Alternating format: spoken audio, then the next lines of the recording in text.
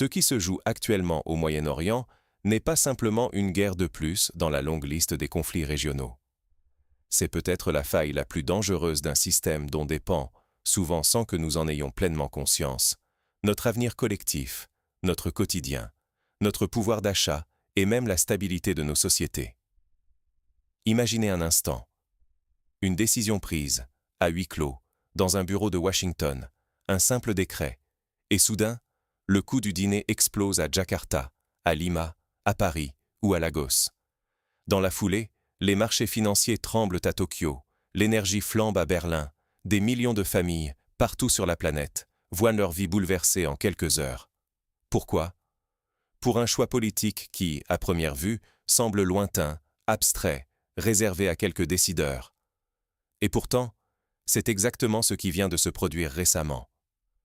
Lorsque Donald Trump a lancé un ultimatum à l'Iran, « Ouvrez Hormuz, ou nous frapperons votre énergie », le monde entier a retenu son souffle. Nous parlons ici de l'artère principale du pétrole mondial, un point de passage vital pour la moitié de l'économie planétaire. Derrière les discours diplomatiques et les stratégies militaires, ce sont des villes entières, des hôpitaux, l'accès à l'eau potable, à l'électricité, bref, toute la vie moderne qui vacille, suspendue à une décision. Ce moment est d'autant plus explosif qu'il ne s'agit plus seulement de stratégie militaire, de jeu d'alliance ou de démonstration de force. Non, c'est la structure même du capitalisme mondialisé qui vacille, sous nos yeux. À quelques heures de la fin de l'ultimatum, Trump surprend tout le monde en annonçant des négociations productives avec Téhéran, que l'Iran dément aussitôt. Pourquoi ce revirement soudain ? D'où vient cette volte-face ? La réponse est simple, la peur, très réelle, d'un effondrement financier et énergétique mondial. En l'espace de quelques jours à peine, le prix du pétrole s'envole de 15%. Les marchés anticipent déjà une crise majeure. Mais, comme souvent, ce ne sont pas les décideurs, ni les grands actionnaires, ni les chefs d'État qui perdent le prix fort. Ce sont nous tous, citoyens ordinaires, qui subissons l'inflation, la hausse continue des prix, l'incertitude sur notre capacité à nous chauffer ou à remplir notre frigo. Ignorer ces mécanismes, c'est risquer son pouvoir d'achat, la sécurité de ses besoins essentiels, la stabilité de sa propre vie. Pour comprendre ce qui se joue, il faut avoir le courage de regarder sous la surface, d'analyser ce système qui nous relie tous, d'un bout à l'autre du globe. Et si tout reposait, littéralement, sur une seule artère énergétique ? Imaginez un goulet d'étranglement entre l'Asie et le Moyen-Orient, un passage par lequel transite une part colossale du pétrole mondial. Ce lieu existe, Hormuz. Ordinairement, des dizaines de supertankers y transportent chaque jour plus de 20% du pétrole mondial, un flux vital pour la planète. Mais avec la crise, ce passage s'est presque refermé. En quelques jours, le flux de tankers a chuté de 90%. Le monde a encaissé le choc, sidéré, impuissant face à la rapidité de l'effondrement. Les prix du pétrole s'envolent, bondissant de 15% avant même qu'une réelle pénurie ne s'installe. Dans les coulisses, c'est une onde de choc invisible mais puissante. Raffineries inquiètes, transporteurs réajustant leurs routes, marchés financiers fragilisés, tous pris dans une spirale d'incertitude. Ce n'est pas une simple crise régionale. C'est le cœur du système mondial qui se grippe. Dès que le pétrole manque, tout s'enraye. Engrais, denrées alimentaires, transports, matières premières, tout devient plus cher. L'inflation s'accélère, la moindre fluctuation dans ce détroit bouleverse la vie de millions de gens, y compris ceux qui n'ont jamais entendu parler d'Hormuz, qui n'en situeraient même pas l'emplacement sur une carte. Ce qui frappe, c'est la fragilité du capitalisme mondialisé, une fragilité que l'on croyait résolue par la technologie, la diversification, la multiplication des routes commerciales. On nous a longtemps vanté la globalisation comme une toile solide, infaillible, capable de résister à tous les chocs. Mais tout dépend encore de la fluidité du pétrole, de la circulation sans accroc de l'énergie. Une simple fermeture dans un point stratégique, et c'est l'économie mondiale tout entière qui vacille. La promesse de résilience fond comme neige au soleil dès qu'un seul tuyau se bouche. Sur la carte, plus de 80% du pétrole et du gaz naturel liquéfié passant par Hormuz partent vers l'Asie, Chine, Inde, Japon, Corée du Sud. Ces pays ne sont pas de simples clients, ce sont les piliers mêmes de la croissance mondiale. Le Japon, par exemple, importe près de 90% de son pétrole du Moyen-Orient, la Corée du Sud 70%. Imaginez la panique à Tokyo ou à Séoul, au moindre incident ici. Les puissances industrielles sont alors sous pression extrême, cherchant désespérément des alternatives qui n'existent pas à court terme.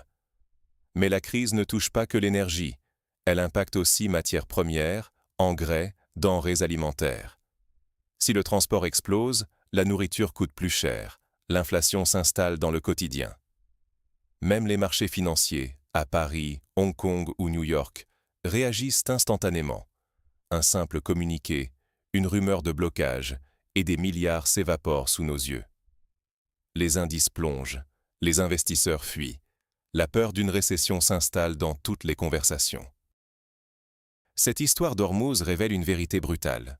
Il suffit d'une rupture, même temporaire, pour que les prix de tout s'envolent, menaçant la stabilité économique globale. Le lien entre décisions politiques et conséquences économiques n'a jamais été aussi direct, aussi brutal, aussi implacable. Mais alors, qui paie vraiment? Pourquoi tant d'incohérences dans les réactions des États?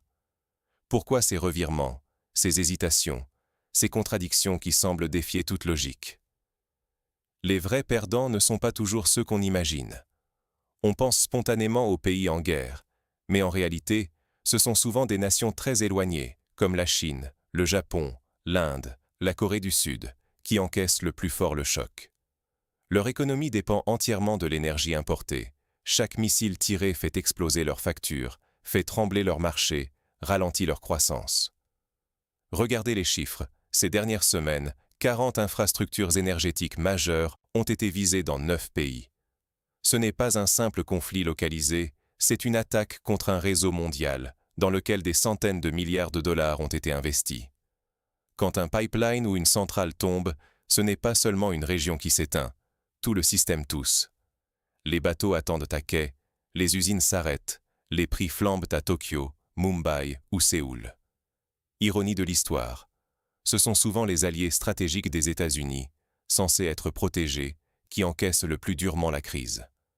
Pendant que Washington manœuvre, ses partenaires voient leur croissance menacée, leur bourse chuter, leur stabilité remise en question. Ce déséquilibre est central.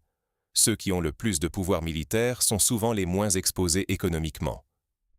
Les États-Unis, avec leur propre production d'énergie et l'influence du dollar, disposent de moyens pour amortir le choc. Les hausses de prix? Elles sont répercutées sur les marchés mondiaux, et ce sont les consommateurs asiatiques, africains ou sud-américains qui perdent la note sous forme d'inflation, de coupures d'électricité, de ralentissement industriel, parfois même de crise sociale. Ce n'est pas juste une question de pétrole, c'est tout le tissu du capitalisme mondialisé qui est mis à nu. À chaque attaque, le pétrole grimpe, les actions plongent, les investisseurs paniquent à Hong Kong, Shanghai ou Singapour, et les gouvernements prennent des décisions contradictoires. Exemple frappant, la levée temporaire des sanctions américaines sur le pétrole iranien. D'un côté, les États-Unis cherchent à isoler l'Iran, de l'autre, ils ont besoin de son pétrole pour calmer les marchés. Résultat, la politique n'est plus dictée par la morale, mais par la nécessité de stabiliser un marché en surchauffe. Un tweet, une rumeur de négociation, et les indices remontent. Une rumeur de reprise des hostilités, et tout rechute. Ce n'est plus la gestion d'un conflit, mais la gestion en temps réel d'un système financier globalisé, où chaque décision politique se traduit en milliards de pertes ou de gains, en hausse ou baisse de prix, en espoir ou en peur. Les conséquences sont concrètes et touchent chacun d'entre nous. Sans conscience de cette interconnexion, sans comprendre que l'économie réagit mécaniquement aux tensions géopolitiques, tout portefeuille, emploi ou projet peut être balayé du jour au lendemain. Si la chaîne d'approvisionnement énergétique se grippe, ce sont les factures de chauffage qui explosent, les prix à la pompe qui s'envolent, les rayons du supermarché qui se vident ou deviennent inabordables, même sans jamais avoir mis un pied au Moyen-Orient. Au fond, cette crise montre que la guerre est devenue un instrument d'influence sur les marchés mondiaux. Les frappes ne visent plus seulement à affaiblir militairement, mais à faire pression sur le système économique mondial, à rendre le conflit si coûteux que les alliances se fissurent. Ici, les règles sont dictées autant par les traders que par les généraux. La fragilité n'est plus exclusivement militaire. Elle est inscrite au cœur du modèle économique, dans chaque transaction, chaque contrat d'assurance, chaque cargo qui hésite à prendre la mer. Mais alors, comment expliquer ces revirements soudains?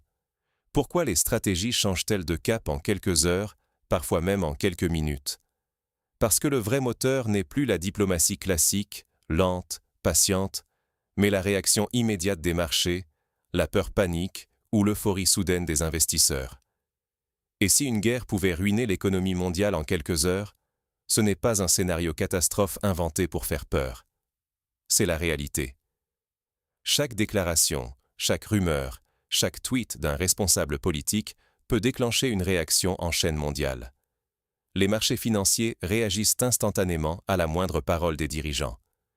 Un communiqué optimiste fait baisser le prix du pétrole, rassure les investisseurs. Mais il suffit qu'une voix démente toute discussion, et tout repart à la hausse. Incertitude, spéculation, volatilité extrême. Ce qui frappe, c'est que les marchés ne réagissent plus seulement aux faits, mais aux perceptions, aux intentions, à l'information brute, et parfois même à la désinformation. Une phrase mal interprétée devient un signal de panique ou d'euphorie. Les traders à New York, Londres ou Tokyo influencent le prix du gaz ou du blé sur la base de simples déclarations diplomatiques, parfois pensées pour manipuler les marchés, pour orienter les anticipations, pour gagner un avantage dans la négociation. Au-delà de cette volatilité, il y a le jeu de l'assurance globale, un mécanisme invisible mais décisif. Les commandements militaires peuvent bien annoncer que le détroit est ouvert, que la voie est libre. Les navires restent souvent à quai. Pourquoi? Parce qu'une voie officiellement dégagée ne garantit plus la sécurité réelle. Les compagnies d'assurance, indispensables au transport maritime, calculent le risque à partir de données subtiles, d'analyses de menaces, de probabilités d'attaque. Si le danger est jugé trop élevé, elles suspendent les couvertures. Résultat, plus aucune cargaison de pétrole n'ose traverser la zone, même si le passage est ouvert sur le papier. C'est l'économie qui impose le blocus, non plus l'armée. Ici, la fragilité du système apparaît dans toute sa nudité. Ce ne sont plus les gouvernements, mais les peurs privées, les calculs de rentabilité, qui paralysent le commerce mondial. Comme si cela ne suffisait pas, la menace nucléaire plane en arrière-plan, ajoutant une tension supplémentaire. Lorsqu'une roquette touche une infrastructure liée à l'atome en Israël, ce n'est plus un simple incident militaire. C'est un signal rouge pour la planète.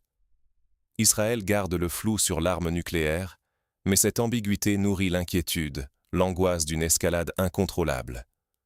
Un accident ici pourrait provoquer une réaction en chaîne, révélant la fragilité de notre sécurité globale.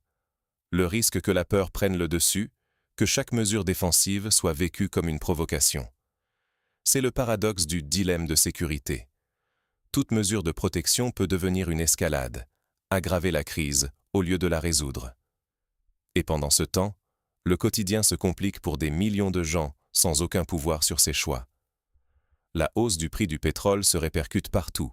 Factures, nourriture, transport. Chaque tension militaire se transforme en inflation, qui grignote le pouvoir d'achat, fragilise les économies déjà précaires, alimente la colère et la défiance. Ceux qui comprennent mal ces mécanismes sont les plus exposés, incapables d'anticiper, vulnérables au choc. Ignorer les signaux, c'est laisser grandir des crises que plus personne ne saura gérer, ni prévenir. Alors, face à cette spirale de risques, une question s'impose. Comment les décideurs tentent-ils de reprendre la main? Quelles stratégies mettent-ils en place pour limiter la casse, pour protéger ce qui peut encore l'être? La clé pour survivre à la prochaine crise n'est pas là où on le croit généralement. Beaucoup pensent qu'il suffit d'attendre que la tempête passe, de faire le dos rond. Mais le système lui-même fabrique les crises, les alimente, les propage. Regardez. Face à la flambée du pétrole, les États-Unis ont massivement libéré leurs réserves stratégiques, injectant des millions de barils sur le marché mondial. Mais cela n'a pas suffi à faire baisser durablement les prix. Ils ont alors assoupli temporairement les sanctions sur certains pays producteurs, tentant de remettre leur pétrole sur le marché pour apaiser les tensions. Ce sont des mesures d'urgence, presque désespérées, révélatrices de la faiblesse du système. Derrière ces gestes, il y a un aveu. Le capitalisme global, en cherchant à éteindre un incendie ici, en allume un autre ailleurs.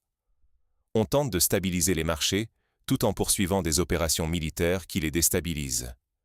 Les contradictions sont flagrantes. D'un côté on frappe, de l'autre on ouvre la porte, non par choix, mais par nécessité, sous la pression des marchés. Et la conséquence directe? Ce sont toujours les populations ordinaires qui encaissent le choc. Les décisions sont prises loin, sans consultation, sans mesurer l'impact réel. Mais c'est dans les foyers, au supermarché, à la pompe, que la facture tombe. Quand le gaz explose parce que les flux du Moyen-Orient sont coupés, tout augmente. Les entreprises répercutent les coûts, les ménages serrent la ceinture, les familles reportent des achats jugés essentiels. Pendant que les chiffres défilent sur les écrans de la bourse, la vraie vie subit les conséquences, parfois dramatiques. Ce déséquilibre n'est pas un accident, c'est le cœur du modèle mondial actuel. Tant que la dépendance totale à quelques points stratégiques persiste, chaque crise géopolitique devient une onde de choc planétaire. Un canal ou un détroit perturbé, et c'est toute la chaîne qui craque. L'illusion de stabilité s'effondre, révélant la fragilité du quotidien, la précarité de nos modes de vie. Ce n'est plus un problème lointain, c'est la réalité de millions de familles qui doivent choisir entre le frigo et le chauffage, entre l'essence et les loisirs. S'adapter, c'est d'abord comprendre. Comprendre que rien n'est acquis, que les règles du jeu changent du jour au lendemain, et que la meilleure protection, c'est la vigilance. S'informer, décrypter les mécanismes, ne pas se contenter des gros titres, c'est déjà résister. Ne pas anticiper, c'est s'exposer à la prochaine secousse. C'est accepter de subir, au lieu d'agir. Mais la crise révèle aussi une dissymétrie du pouvoir. Ceux qui décident ne sont jamais ceux qui encaissent les pertes. Cela doit pousser à exiger de la transparence, à réclamer des comptes, à chercher des alternatives dans la consommation, l'épargne, l'organisation collective. Tant que la dépendance structurelle reste, ces crises se répéteront, peut-être plus violentes, plus rapides, plus imprévisibles. La leçon la plus précieuse, c'est de sortir de la passivité.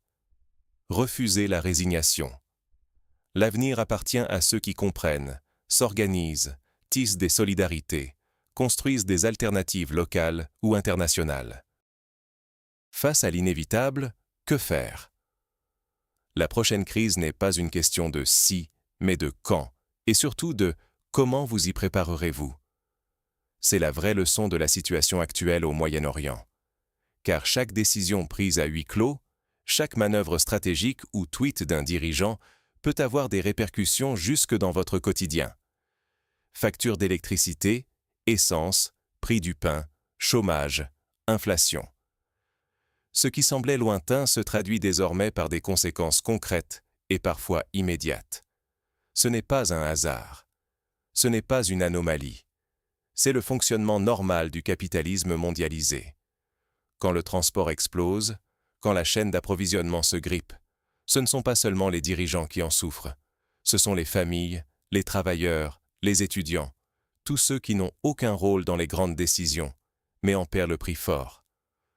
C'est le paradoxe de notre époque. Ceux qui décident sont rarement ceux qui encaissent. Pensez à cette séquence. Alors que la guerre fait rage, que les sanctions s'accumulent, on cherche à remettre sur le marché les mêmes ressources pour contenir la flambée des prix, quitte à relâcher des réserves ou à revoir des alliances historiques. Guerre et marché, sanctions et négociations, tout se mélange pour préserver un équilibre devenu impossible. Même les puissances les plus influentes se découvrent limitées, impuissantes. Elles ne contrôlent plus vraiment la machine qu'elles ont bâtie. Elles se retrouvent piégées dans un système qui impose ses propres contraintes, ses urgences, ses paradoxes. La vraie question, quel avenir espérer dans un monde où la majorité subit toujours les choix d'une minorité? Où notre stabilité dépend de calculs géopolitiques qui nous échappent? Accepter la succession des crises, c'est perdre peu à peu pouvoir d'achat, sécurité, voire souveraineté économique. c'est réagir toujours trop tard, en mode panique. Mais il existe une autre voie. Celle de la lucidité, du refus de détourner le regard devant les logiques systémiques. Comprendre, c'est déjà regagner du pouvoir. C'est refuser la fatalité, s'informer, débattre, interpeller. C'est exiger plus de transparence, demander des comptes à ceux qui décident, soutenir des alternatives, s'engager collectivement, localement et globalement. L'histoire le montre, la passivité est toujours punitive. S'informer, s'organiser, agir, même modestement, c'est retrouver une prise sur l'avenir. Aucun système, même opaque, ne demeure éternellement à l'abri des réformes dès lors qu'une majorité s'en empare. Notre responsabilité, c'est d'exiger un modèle plus résilient, plus équitable, capable de protéger la société, pas seulement ses élites. Ce que révèle ce conflit, ce n'est pas seulement la fragilité d'une région ou la volatilité d'un marché, mais l'urgence de repenser notre rapport à l'économie mondialisée et à la démocratie. Si nous ne faisons rien, la prochaine crise sera sans doute plus brutale, plus dévastatrice, frappant d'abord les plus vulnérables. À nous de refuser que le prix de demain soit payé uniquement par les plus fragiles. Alors la vraie question n'est pas comment cette crise va finir, mais si, cette fois, nous saurons en tirer les bonnes leçons, pour exiger ensemble un vrai changement de système. Parce que demain, c'est le monde que nous aurons laissé aujourd'hui qui déterminera le prix à payer.